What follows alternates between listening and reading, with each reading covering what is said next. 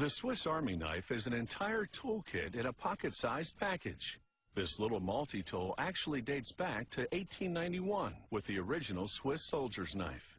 It wasn't long before it morphed into other versions for sale to the general public, and a century later, it continues to come in handy.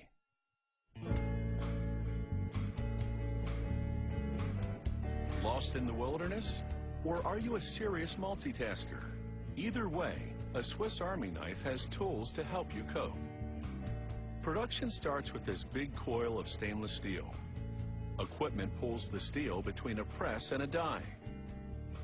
The press forces the steel against the die to punch out blade shapes. It also forms the finger groove for pulling the blade out of the handle.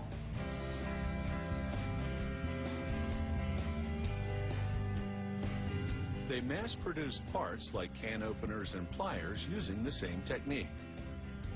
They load the blades into a vibrating mix of ceramic stones and water.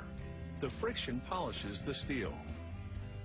A little powder keeps the parts from sticking together.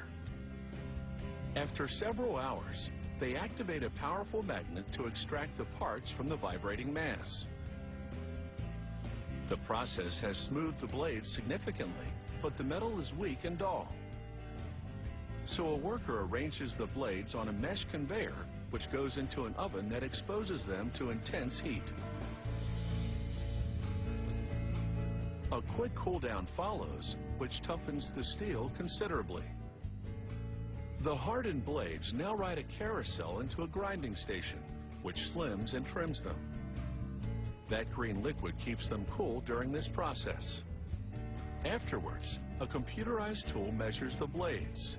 If the dimensions are even slightly off, they won't fit into the knife handle. A quick stamp gives the part its trademark name.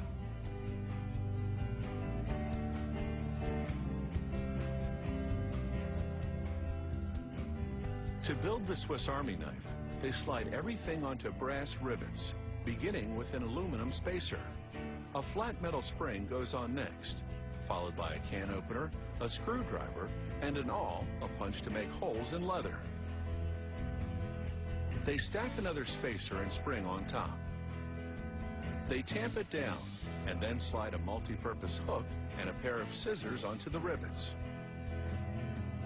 Another divider, another spring, and then they add a wood saw to this multi-tool sandwich, because you never know when you might need one.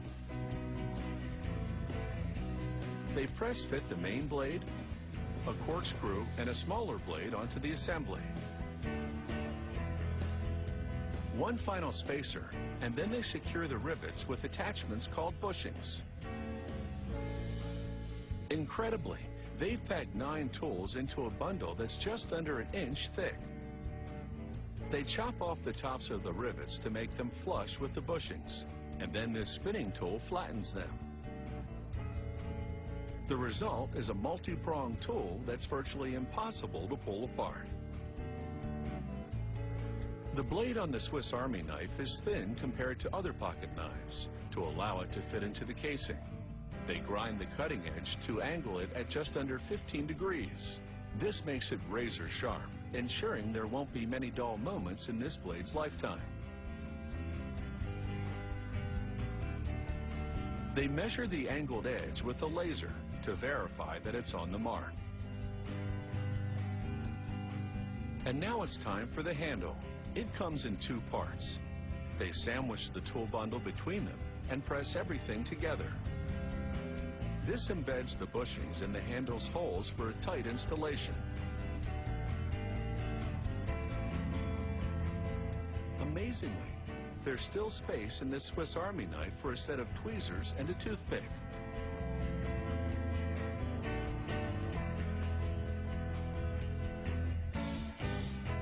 Finally, they inspect every tool to confirm that it's in perfect condition and that it springs out of the handle as it's designed to. Making a Swiss Army knife is a job performed with almost military precision. There's no room for error when it comes to packing all these tools into a pocket-sized unit. And once they do, this multi-tool is ready to spring into action.